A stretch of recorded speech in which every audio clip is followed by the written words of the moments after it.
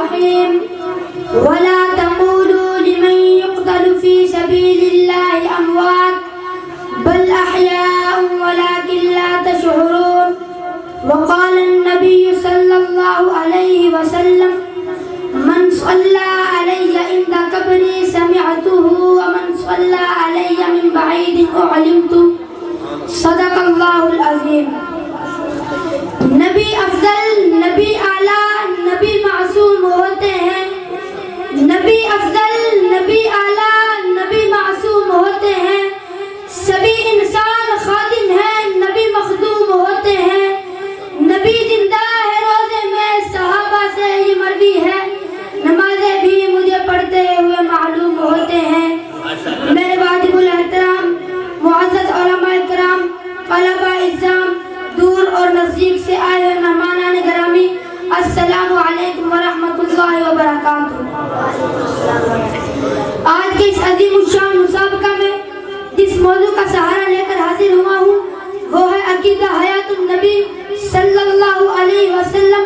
قرآن و سنت کی روشنی میں سامعین محترم، میرا اور آپ کا عقیدہ ہے کہ حضور صلی اللہ علیہ وسلم اپنی وفات کے بعد اپنی روح کے ساتھ اپنی قبر مبارک کے اندر زندہ ہے، اور جو شخص آپ صلی اللہ علیہ وسلم کی قبر مبارک کے پاس درود پاک پڑھتا ہے وہ درود آپ خود سنتے ہیں، اور جو شخص دور سے آپ پر درود و سلام پڑھتا ہے وہ درود آپ کی خدمت میں پہنچا دیا جاتا ہے.